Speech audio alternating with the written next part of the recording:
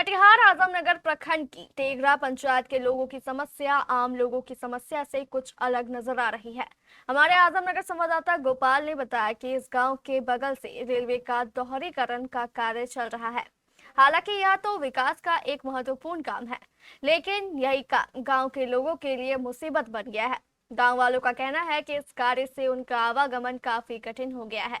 ग्रामीणों की समस्या को सुनने के लिए आज सांसद तारिक अनवर स्वयं इस गांव में पहुंचे, जहां लोगों ने खुलकर अपने सांसद के सामने गांव की समस्या को रखा। सांसद महोदय ने भी इस समस्या के समाधान को लेकर आवश्यक कदम उठाने की बात कही है।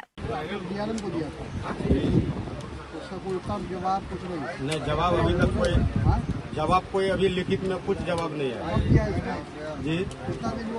ये देने का 6 महीना से ज्यादा हो गया। 6 महीना हो गया। हाँ, तो 3 महीना लगा। विभाग से सर इंजीनियर डिपार्टमेंट का कोई स्टाफ आए थे जी, देख करके गए थे और बोले थे कि नहीं हो जाएगा, जैसा हाइट है गांव से जो पटरी का हाइट होना चाहिए 13-14 फीट उतना हाइट है तो आपका अंडरपास हो सकता है। नहीं, बाढ़ का पानी नहीं, बाढ़ का पानी तो नहीं आता सर। बारिश का पानी जो है ना, इस बार खास करके इस बार जो मिट्टी भर दिया इसे तो पानी चले जाता, लेकिन इस बार जो बारिश होगी तो हमको नहीं लगता है कि इधर का आदमी को किसी का घर में पानी नहीं मिल जाएगा। सब का घर में पानी नहीं जाएगा, पानी होता नहीं पानी रेलवे ब्रिज तक पानी जाएगा तभी ना पानी निकलेगा, कोई रास्ता नहीं है, निकासी नहीं है पानी। तो पहले कैसे निकलता है? पहले ये मिट्टी नहीं था ना सर, ये मिट्टी नहीं था तो नाला था, अभी गड्ढा था। आज आपके इस गांव में तेघड़ा गांव में सांसद साहब पहुंचे थे कि किन बात को लेकर पहुंचे थे यहाँ पे? देखिए, सांसद जी को ग्रामीण जो है बुलाया यहाँ इसलिए है कि यहाँ गेट तेघड़ा मतलब पंचायत के वार्ड नंबर 15 में गेट नंबर 18 और ब्रिज नंबर 20 के बीच में जो है रेलवे जो मतलब कि डबल पटरी बिछ रहा है। 6 महीने से पहले वर्क हो रहा है यहाँ, तो रास्ता जो है ग्रामीण का मतलब आधा आबादी ग्रामीण का बाधित हो चुका है, निकलने का कोई ऑप्शन नहीं है। तो तारिक अनवर को जो हमारे सांसद है कटिहार जिला के, उनको बुलाया गया, वस्तु स्थिति से अवगत कराया गया कि किन परिस्थिति में यहाँ के ग्रामीण है। ना तो कोई अगर मैयत भी मर जाए कोई, तो उनको जनाजा ले जाने के लिए कोई जगह नहीं है। तो काफ़ी आक्रोश था जनता में, तो सांसद जी आए। इससे पूर्व भी जो है ग्रामीण और मुख व्यक्ति जो है डीआरएम साहब को भी लिखित में दी है, लेकिन अभी तक कोई ठोस कदम यहाँ पर कार्रवाई हुआ ही नहीं है, जिसके कारण सांसद जी को बुलाया गया। सांसद जी आश्वासन दिए हैं, अब इस आश्वासन पर कितना काम होता है आने वाला समय में देखा जाएगा। लेकिन ग्रामीण काफ़ी आक्रोश में है कि हम लोगों को कोई रास्ता नहीं मिल रहा है, हम लोग निकले तो निकले कि अंत में यही होगा कि जो रेलवे में सबको जाके आत्मदाह करने का जो है कोशिश होगा। इसके अलावा यहाँ पर कोई चारा, कोई व्यवस्था नहीं है। किन किन बातों को लेकर परेशानियां होती हैं यहाँ पे? यहाँ पर जो सबसे मुख्य बात है कि जो रास्ता नहीं है, क्योंकि रेलवे जो है अपना मिट्टी जो भर रहा है, तो जिसके कारण जैसे भी रेलवे के किछार होके पहले पूर्व में जाया जा रहा था, अभी वो भी निकास बंद हो चुका है। उसके बाद जैसे ही हल्की बारिश होती है पूरा पानी आंगन तक और मतलब रूम तक भी घुस रहा है, जिसके कारण जो है काफ़ी परेशानी हो रहा है। अभी सब खेती किसानी वाला आदमी है, मक्का का सीजन है, ना कोई ट्रैक्टर आएगा, ना मोटरसाइकिल आएगा, ना साइकिल आएगा। इस बीच में किसी का अगर मान ले कि मौत हो जाए, नेचुरल मौत हो, जैसे भी हो, उसको शमशान तक, कब्रिस्तान तक ले जाने का भी कोई रास्ता नहीं है। तो इस परिस्थिति में सरकार का ध्यान, रेलवे का ध्यान, सारा आदमी का ध्यान हम लोग इस ओर आकृष्टित करना चाहते हैं कि आप आइए और इन लोगों का जो जन समस्या है इसको अति आवश्यक है, इसको पूरा किया जाए। आपका नाम? मोहम्मद इम्तियाज। इन बातों को लेके आज यहाँ पे बैठक किया गया था। अभी जो सांसद महोदय आए थे तो कई बातों पे विचार किया गया, बात की गई। और दूसरा जो पहलू है वो हमारा रेलवे लाइन अब देख रहे हैं, उसके पीछे तरफ एक मोहल्ला बसा हुआ है जहाँ पे लगभग 100 लोगों की आबादी, 200 लोगों की आबादी है।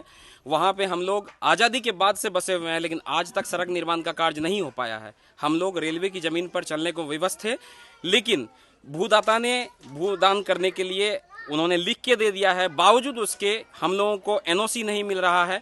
सीओ आजमनगर लगातार इस चीज़ को बरगला रहे हैं कि डायरेक्ट जाइए रजिस्ट्री ऑफिस और हो जाएगा। इससे पूर्व भी उन्होंने हम लोगों को एसडीएम साहब के पास भेजा था, हम लोग एसडीएम साहब के पास गए।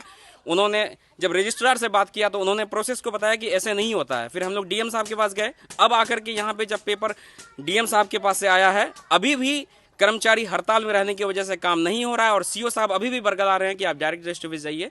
हम लोग उस पर 100 से 150 लोगों की आबादी है, करबला मैदान है, मुस्लिम कब्रिस्तान है, लोगों का खेत खलियान है, लोग विवश हैं। सोचिए कि छठ घाट भी है, रानी घाट, और आज आज़ादी के बाद से आज तक हम लोगों को जो एक बेसिक सुविधा होता है, मूलभूत सुविधा, वो नहीं मिल पाया है। तो सांसद साहब से बात हुई है, वो बोले हैं कि आप जाइए सीओ साहब से बात कीजिए और इसका निराकरण होगा। लेकिन देखते हैं कि ये हो पाता है कि नहीं, क्योंकि ये लगातार सिर्फ वादा ही वादा किया जा रहा है, लेकिन इसका निष्कर्ष नहीं निकला है। आपका नाम? मैं मोहम्मद रमीज रजा।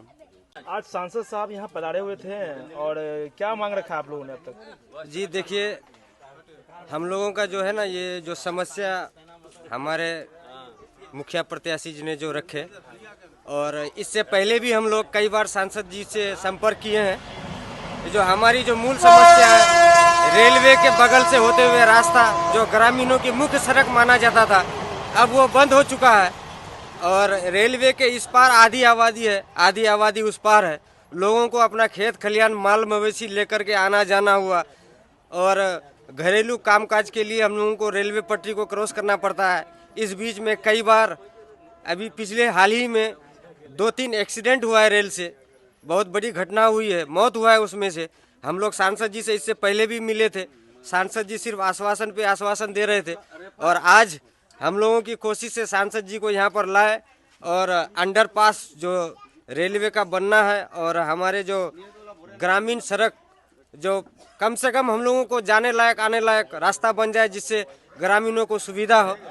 यही सब पर्पज से हम लोग सांसद महोदय को आमंत्रित किए थे और जमीनी स्तर पर उनको अवगत कराए, और उम्मीद करते हैं कि सांसद महोदय हमारी मांगों को भली भांति समझेंगे और उस पर एकदम प्रायोरिटी लेते हुए उस पर कार्य को आगे बढ़ाएंगे। ये उम्मीद हम लोग रखते हैं। आपका नाम? मैं मोहम्मद आसिफ रजा।